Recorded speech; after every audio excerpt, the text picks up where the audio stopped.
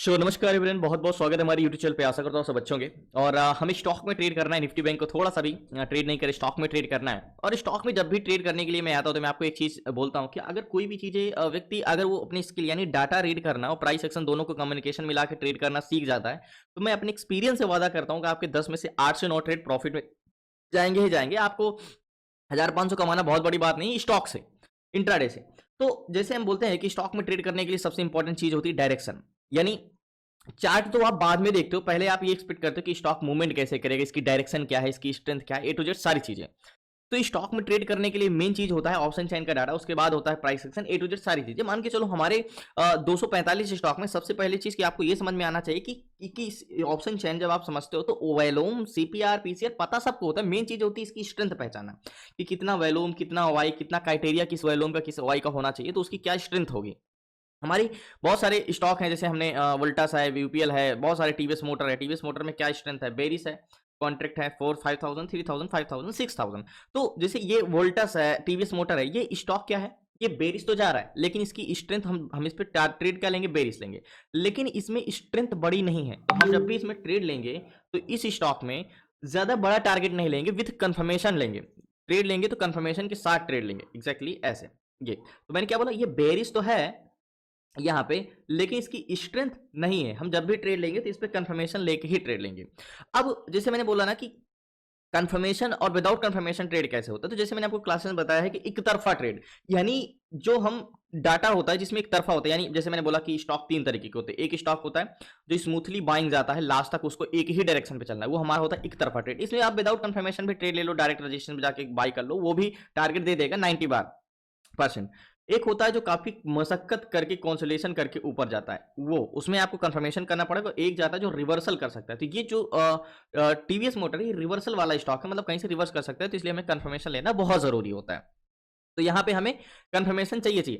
अब सबसे बड़ा क्वेश्चन ये आता है कि ठीक है, हमने डाटा रीड करना या डायरेक्शन करना, तो बड़ी प्रॉब्लम ये होती है कि स्टॉक सिलेक्शन, इंट्राडे के लिए स्टॉक सिलेक्शन कैसे करें। तो 245 स्टॉक में हमें एक स्टॉक सिलेक्ट करना है, तो उसके लिए मैंने आपको सीट्स दिया है जो कि वन क्लिक में आपको पता चल जाता है कि कौन से स्टॉक में सबसे ज्यादा स्ट्रेंथ है, कौन से स्टॉक में सबसे ज्यादा सपोर्ट मजबूत है, कौन से स्टॉक में सबसे ज्यादा रजिस्टेंस मजबूत है। लास्ट तक बने रहिए प्लीज, आपसे रिक्वेस्ट है चैनल को। सो फाइनली हमें जैसे ट्रेड लेना है एक में, तो हमें सबसे बड़ा क्वेश्चन है कि पहली चीज हमें क्या होना चाहिए, एक स्टॉक पिक करना है जिसमें सबसे ज्यादा स्ट्रेंथ है। तो याद होगा मैंने सीट्स दिया है आपको, जो कि ऑप्शन चेन में हमें एक मिनट में पता करना है कि हमें किसमें सबसे ज्यादा स्ट्रेंथ है। तो अधिकतर स्टॉक क्या है हमारे, बेरिस है। अगर हम एग्जैक्टली यहाँ पे देखें तो अधिकतर स्टॉक हमारे क्या है, बेरिस है, नेगेटिव है। तो क्या हमें इतने सारे नेगेटिव ट्रेड में भी पॉजिटिव ट्रेड लेना चाहिए, तो हम ले सकते हैं। लेकिन सबसे पहले चीज हमें ये पता होना चाहिए कि किसमें सबसे ज्यादा स्ट्रेंथ है, किसमें सबसे ज्यादा स्ट्रेंथ नहीं है। तो सबसे पहले हम देखेंगे सबसे ज्यादा सीपीआर में किसमें स्ट्रेंथ है। तो ब्रिटानिया जो कि है, इसका पीसीआर है 1.06 एंड सीपीआर है 2.83। सबसे ज्यादा स्ट्रेंथ है इसमें ब्रिटानिया में। एंड हिंदुस्तान लीवर में 2.75 की स्ट्रेंथ है। लेकिन अगर इसमें आप देखोगे तो अधिकतर स्टॉक सीपीआर भले ज्यादा हो, लेकिन अधिकतर स्टॉक नेगेटिव है। अब इतने सारे पूरे मार्केट में बहुत सारे स्टॉक नेगेटिव हैं, बहुत सारे स्टॉक नेगेटिव। सिर्फ हमने एक मिनट में पता लगाया कि स्ट्रेंथ किस में ज्यादा है, एक ब्रिटानिया में। और ब्रिटानिया का सपोर्ट भी मजबूत है, यानी एक तरफा है। तो एक बार हम ऑप्शन एग्जैक्टली ये मैं ब्रिटानिया की बात कर रहा हूं। यहाँ पे देखो ब्रिटानिया का सीपीआर ऑप्शन पीसीआर, ब्रिटानिया का ऑप्शन 1.06 का है एंड सीपीआर 2.83 का है। मतलब स्ट्रेंथ तो बहुत अच्छी है इसमें। और एक बार हम चेंज देख लेते हैं, सीपीआर ब्रिटानिया। ओके, एक बार यहाँ पे देख लेते हैं। तो ये मार्केट कंसोलिडेशन कर रहा है। क्यों कंसोलिडेशन कर रहा है, क्योंकि इसका पीसीआर ऊपर तो गया था स्टार्टिंग में, लेकिन मार्केट में पीसीआर नीचे गिर गया और मार्केट ऊपर जा रहा है। तो ऐसे सिचुएशन में क्या कर सकते हैं, हम इस पर ट्रेड कर सकते हैं। एक बार वैल्यूम सीपीआर देखें तो वैल्यूम यानी पीसीआर तो बढ़ा है, मतलब जब स्टार्टिंग में बढ़ा है उसके बाद मार्केट के साथ साथ फ्लैट है, मतलब और वैल्यूम नहीं आ रहा, एक्स्ट्रा वैल्यूम नहीं आ रहा, लेकिन यहाँ पे थोड़ा वैल्यूम आया है। तो मतलब मार्केट ब्रिटानिया में क्या है, ट्रेड नहीं कर सकते। हम क्यों नहीं कर सकते, क्योंकि ये स्टार्टिंग में तो मूवमेंट किया, उसके बाद क्या किया है, कंसोलिडेशन कर एग्जैक्टली ये। तो यहाँ पे गया है और यहाँ पे कंसोलिडेशन कर रहा है, और इसी तरह इसका वैल्यूम भी बढ़ा है और उसके साथ साथ कंसोलिडेशन कर रहा है। और इसका पीसीआर जो है वो ऐसे जाके ऐसे जा रहा है। तो मतलब इस पे हम ट्रेड नहीं कर सकते, भले स्ट्रेंथ है, ये कंसोलिडेशन ही करेगा क्योंकि इस पे सपोर्ट भी मजबूत है। तो 2 मिनट में तो हमने ये चीज पता कर लिया, इस पे हम ट्रेड नहीं कर सकते। अब हमें ये देखना है कि वॉल्यूम, अभी तो हमने देखा कि पॉजिटिव साइड, तो पॉजिटिव साइड ट्रेड तो नहीं बन रहे हमारे। इतने सारे ट्रेड में हमने देख लिया कि ट्रेड तो पॉजिटिव साइड नहीं बन रहे हैं, चाहे ब्रिटानिया हो या हिंदुस्तान लीवर हो। तो हम एक बार नेगेटिव देखते हैं कि वॉल्यूम सीपीआर देखते हैं नेगेटिव साइड। तो एक सन टीवी है, एंड 0.38 का है सीपीआर एंड पीसीआर 0.92 का है। और फार्मा है एक जिसका पीसी सीपीआर 0.65 का है एंड सीपीआर 0.54 का, मतलब बेरिस स्ट्रेंथ है और रेजिस्टेंस भी मजबूत है। और एक सिप्ला है, तो -29 पॉइंट, -12 पॉइंट। एक आरो फार्मा को हम देख लेते हैं, आरो फार्मा को, कि आरो फार्मा में हम ट्रेड कर सकते हैं एग्जैक्टली।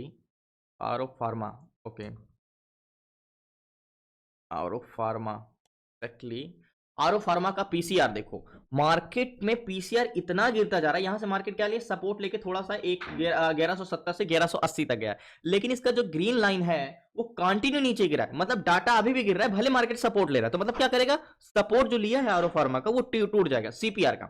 और ये पीसीआर का देखें तो पीसीआर, मार्केट पहले पीसीआर ऊपर गया और अब नीचे गया, तो मतलब ये मार्केट यहां से जरूर सपोर्ट लिया लेकिन नीचे गया, मतलब वॉल्यूम सीपीआर देखो, आरो फार्मा का सीपीआर कंटिन्यू घट रहा है, मतलब वॉल्यूम जो है कंटिन्यू नीचे जा रहा है एंड पीसीआर थोड़ा सा नीचे से ऊपर गया था लेकिन अब वो भी गिर गया, तो यहाँ पे क्रॉस ओवर बन गया, मतलब मार्केट ऊपर गया लेकिन पीसीआर नीचे गया, तो मतलब वॉल्यूम और ओआई यानी सपोर्ट भी कमजोर हो रहा है और बायर भी नीचे इंटरेस्टेड होने के लिए दोनों हो रहे हैं।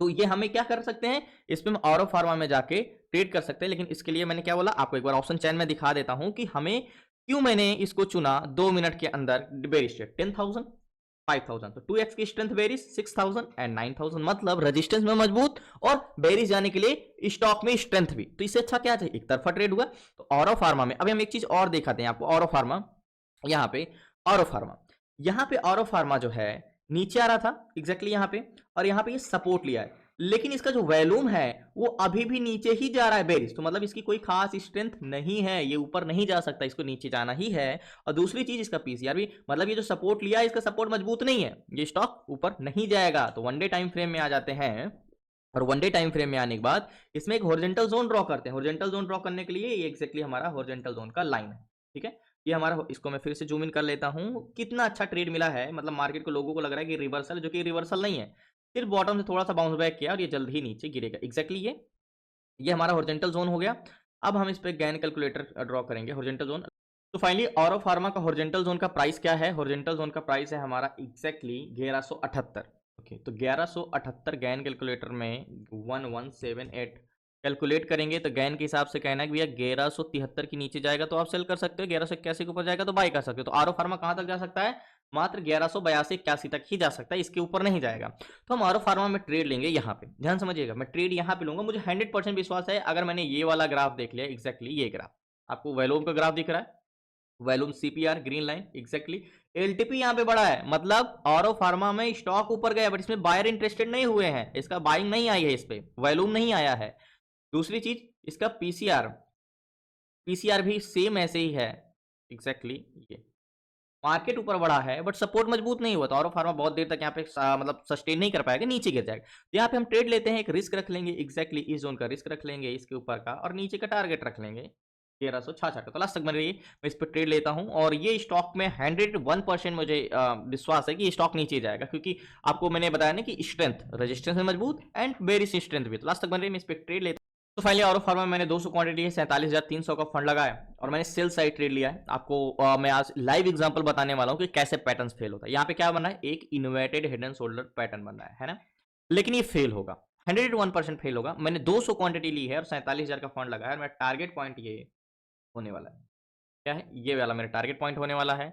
एज अ रिस्क मार्केट ऊपर कहां तक जा सकता है, ये यहां तक जा सकता है एग्जैक्टली, यहां तक जा सकता है, और टारगेट पॉइंट मेरा ये, तो यानी मेरा टारगेट पॉइंट एग्जैक्टली 19 पॉइंट का है, तो 67 पॉइंट 13 पॉइंट का है, तो 200 क्वांटिटी तक अच्छा प्रॉफिट होगा अगर टारगेट देता है, तो जहां तक वो देगा टारगेट, 100% मुझ पर विश्वास है इस स्टॉक पे कि ये देगा, क्योंकि ऐसा डाटा मतलब एक तरफा मार्केट होना। तो लास्ट तक बने रहिए, मैंने ट्रेड ले लिया है, 200 क्वांटिटी ली है, 47,300 का फंड लगा है, टारगेट पॉइंट मेरा ये है, रिस्क ये है, और मैंने स्टॉप लॉस लगाया नहीं, मैंने एक लाइन ड्रॉ किया है कि एग्जैक्टली इसको अगर क्रॉस करता है तो हम निकल जाएंगे, अगर वॉल्यूम भी ऐड होने लगा कॉल साइड का, बट यहाँ तक वो जाना उसको मुश्किल है, यहाँ तक भी नहीं जा पाएगा, ये जल्द ही रेड कैंडल्स बना के नीचे आएगा। लोग कहते हैं ना inverted head and shoulder pattern बनेगा तो आप trade low bullish, head and shoulder बनेगा तो आप बेरिश ट्रेड लो। मैं कहता हूँ ये इन्वर्टेड हेड एंड शोल्डर तो बना है लेकिन ये फेल होगा, क्यों, क्योंकि डाटा से बड़ा कुछ नहीं है। डाटा क्या बुलिश बता रहा है, नहीं डाटा बुलिश नहीं है, इसका सपोर्ट भी मतलब यहाँ पे मार्केट जाना चाहिए तो सपोर्ट मजबूत होना चाहिए, वो भी नहीं हुआ, बायर इंटरेस्टेड ही नहीं इसको ऊपर ले जाने के लिए, ये नीचे गिरेगा 101%।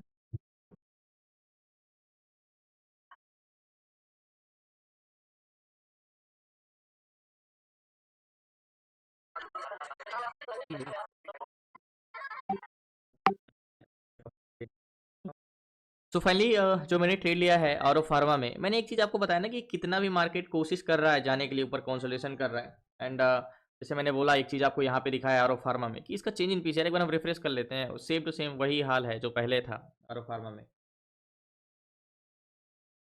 एंड वॉल्यूम सीपीआर भी देखोगे तो सेम।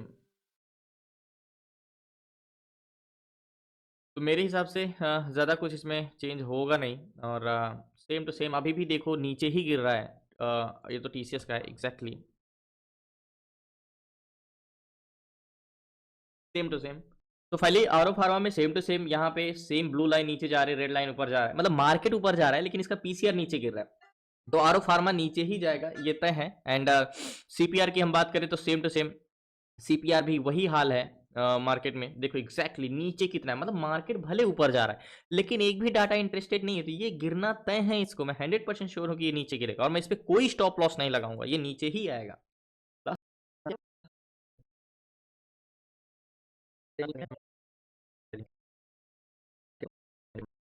तो फाइनली मैंने बोला था ना कि ये इन्वर्टेड हैंड शोल्डर फेल होगा, डाटा से बढ़ के कुछ भी नहीं है। और ये आपको जहां पे इन्वर्टेड हैंड शोल्डर लग रहा है वहां पे मैंने बेरिश ट्रेड लिया एग्जैक्टली, और मार्केट वही किया और नीचे जा रहा है। तो अभी तो टारगेट से बहुत दूर है और अभी 1176 चल रहा है। टारगेट पॉइंट मेरा एग्जैक्टली 1166, यानी 10 पॉइंट और नीचे आता है तब। और मुझे विश्वास था अपने एनालिसिस पे, और जैसे सीपीआर हमने देखा कि कंटिन्यू डिस इंक्रीज हो रहा है और पीसीआर कंटिन्यू डिस इंक्रीज हो रहा है, तो मार्केट कैसे इंक्रीज हो सकता है, जाहिर सी बात है। तो वेट करते हैं थोड़ी देर और।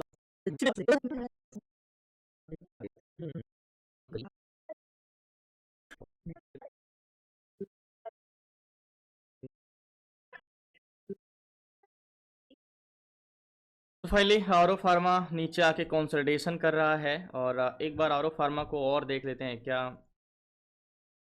आरो फार्मा का पीसीआर अभी भी नीचे जा रहा है जिस हिसाब से हमने स्टार्टिंग में देखा था, अभी भी कोई खास सपोर्ट लिया नहीं है। वैल्यूम सीपीआर एंड पीसीआर तो अभी भी गिर ही रहा है, बहुत ज़्यादा गैप भी हो गया है, तो मुझे तो नहीं लगता कुछ खास सपोर्ट लेगा। तो गिरना चाहिए एक बार, देखते हैं, थोड़ा और इंतजार करते हैं, लास्ट तक बने रहिए।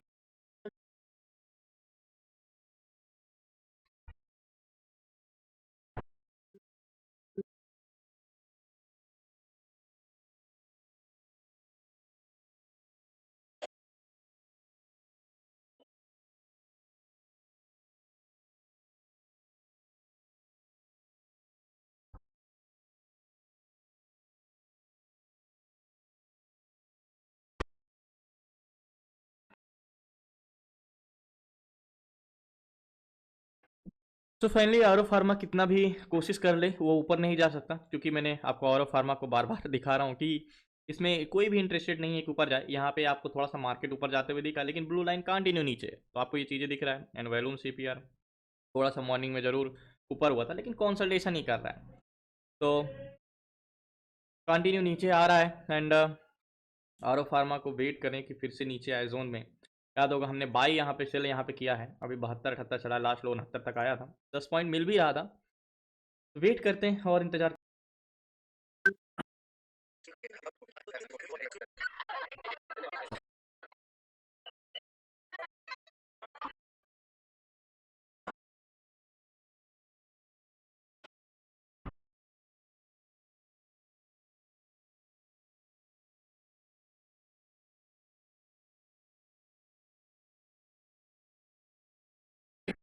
तो फाइनली अभी 68.50 चल रहा है और थोड़ा सा टारगेट बचा है, 66.80 पे आएगा तो वैसे टारगेट पॉइंट तो हमारा एग्जैक्टली ये है। तो मैं इतना देर से इंतजार कर रहा हूँ, और मैंने जैसे आरो फार्मा में आपको बताया कि आरो फार्मा में मैं इतना होल्ड क्यों। देखो आरो फार्मा को एक बार हम फिर से रिफ्रेश कर ले, तो मैंने आपको एक चीज क्लास में हमेशा बताया, देखो एग्जैक्टली जब मार्केट ऊपर जा रहा था, याद होगा मार्केट यहाँ से जब ऊपर गया था तब हमने ट्रेड यहाँ पे एग्जीक्यूट किया था सेलिंग साइड, और एग्जैक्टली आरो फार्मा में ये मार्केट यहाँ से क्रॉस करके ऊपर गया था लेकिन पीसीआर इसका गिरता जा रहा था, तो हमने इस पे बेरिश ट्रेड लिया था और सेम हुआ, मार्केट ऊपर गया लेकिन गिर गया। और सेम इसका सीपीआर भी देखोगे तो बिल्कुल वैलोम एग्जैक्टली, सॉरी टीसीएस का मैंने लगा के रखा है, जस्ट 1 मिनट, और फार्मा को लगाते हैं, जस्ट 1 मिनट। एग्जैक्टली ये देखो, ये मार्केट मार्केट यहाँ पे ऊपर गया था लेकिन इसका पीसीआर कंटिन्यू गिर रहा है, मतलब सेलर सपोर्ट तो बिल्डअप कर ही नहीं रहे, सपोर्ट गिरता ही जा रहा है, गिरता ही जा रहा है, गिरता ही जा रहा है, सपोर्ट भी कमजोर है। दूसरी बात, अगर आप वॉल्यूम सीपीआर को देखोगे तो बिल्कुल भी थोड़ा सा मार्केट में यहाँ पे सपोर्ट दिया, बट मार्केट में इतना ज्यादा एक्सट्रीमली नेगेटिव सीपीआर है, तो इतना सपोर्ट लेने से क्या होगा, मार्केट इतने बायर थोड़े बहुत आने से मार्केट ऊपर नहीं जाएगा। तो मतलब बायर एक्सट्रीमली एग्रेसिव नेगेटिव है और सेलर भी कोई खास नहीं दे, तो 68 थोड़ा सा टारगेट बचा, नीचे आता है, पोजीशन स्क्वायर तो फाइनली टारगेट हिट किया, पोजीशन में स्क्वायर अप करता हूँ लास्ट तक। तो फाइनली ऑरो फार्मा में जो मैंने ट्रेड लिया था, मैंने पोजीशन स्क्वायर अप कर दिया और उस टाइम पे मैंने रिकॉर्डिंग नहीं कर सका कुछ रीजनवश, और अभी तो मार्केट और नीचे है, लेकिन मैंने एक्जैक्टली इसी प्राइस पे एग्जिट कर दिया था यहाँ पे 1166.25 के पैसे के आसपास, और मार्केट लो तो 1159 रुपए पे आया था। और मैंने एक चीज बोला था ना कि ये जब ऊपर जा रहा था, याद होगा आपको अच्छे से, कि जब ये कंटिन्यू रेड कैंडल्स नहीं, कंटिन्यू ग्रीन कैंडल्स बना के ऊपर जा रहा था, तब मैंने यहाँ पे बोला था कि ये बेरिश जाएगा। क्यों बोला था, इसके पीछे का रीजन तो आपको पता ही होगा कि मैंने क्यों बोला था, क्योंकि इसका सीपीआर एंड पीसीआर दोनों निगेटिव था, यानी ना बायर, ना एक बस में ना पैसेंजर आगे जाने के लिए बैठ रहे थे, और ना इसका क्या हो रहा था, ना सपोर्ट मजबूत हो रहा था। तो ये बस थोड़ा सा ऊपर जाके यूटर्न लेना ही था इसको, मतलब मार्केट हल्का सा सिर्फ इसलिए गया था कि इसमें और वॉल्यूम ऐड हो सके। देखो ये चीजें मैं आपको इतने कॉन्फिडेंस से बोलता हूं कि 10 में से 8 से 9 ट्रेड प्रॉफिट में जाएंगे, मेरा वादा है आपसे। इसके पीछे का रीजन यही है कि आप प्राइस एक्शन नहीं, आप एज एक मॉनिटर नहीं देख रहे हो, आप डाटा रीड करने दो। चार्ट एक मॉनिटर है, आपको उससे देख के कि क्या एक्सपेक्ट कर सकते हो। क्या यहाँ पे सपोर्ट नहीं था, टूटा क्यों? सपोर्ट से आप यहाँ पे क्या देखते हैं, यहाँ पे बॉटम देखते, बाय करने की कोशिश करते कि बार यहाँ से बाउंस बैक गया, दोबारा यहाँ से बाउंस बैक कर सकता है, दोबारा यहाँ से बाउंस, लेकिन नहीं ना, यहाँ पे बेरिश ट्रेड ही बन सकता था, बुलिश ट्रेड नहीं। Inverted head and shoulder fail क्यों हुआ?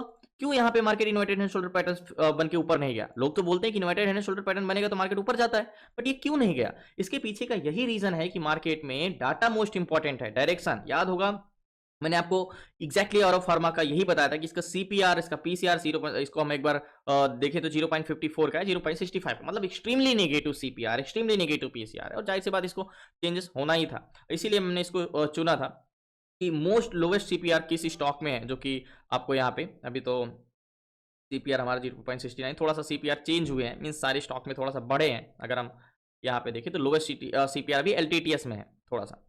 तो फाइनली मैंने इस पे पोजीशन स्क्वायर ऑफ कर दिया। देखो यही चीजें होता है, जैसे 245 स्टॉक में आई थिंक सारे स्टॉक आज नेगेटिव थे, सारे सेक्टर आज नेगेटिव थे। हमने सेक्टर भी देखे थे स्टार्टिंग में, एग्जैक्टली यहाँ पे रियल्टी सेक्टर, या तो बैंकिंग सेक्टर, या तो कंज्यूम भी, सारे स्टॉक नेगेटिव थे। लेकिन मैंने आपको एक चीज बोला था ना कि हम नेगेटिव स्टॉक में क्या रिवर्सल नहीं होते, नेगेटिव स्टॉक में क्या स्ट्रेंथ नहीं होती? होती है, नहीं भी होती है। तो इसलिए एक स्टॉक पिक करना ऑप्शन चैन में, हमने सीट से मतलब एज अ तुरंत मिल गया हमें कि हाँ हम इस स्टॉक में ट्रेड कर सकते हैं। बाकी मैं आपको एक चीज हमेशा वादा करता हूँ कि आप थोड़े से 5 से 4 महीने अगर आप स्टॉक पे ध्यान दे लेते हो तो आपको 4-5 मतलब 1500 कमाना बहुत बड़ी बात नहीं है स्टॉक में। तो धन्यवाद आपका, शुक्रिया लास्ट तक बने रहने के लिए। प्लीज आपसे रिक्वेस्ट नए हैं चैनल को सब्सक्राइब कर लीजिएगा। आपको सीखना है स्टॉक मार्केट से रिलेटेड ए टू जेड सारी चीजें, stock intraday, stock SIP, ETF SIP, option chain, option selling, fundamental. तो जुड़ सकते हैं हमारी 6 मंथ की क्लासेस में, डिस्क्रिप्शन नंबर अभी व्हाट्सएप करके जुड़ सकते हैं। धन्यवाद आपका, शुक्रिया। कल मिलते हैं न्यू ट्रेड न्यू शेयर के साथ।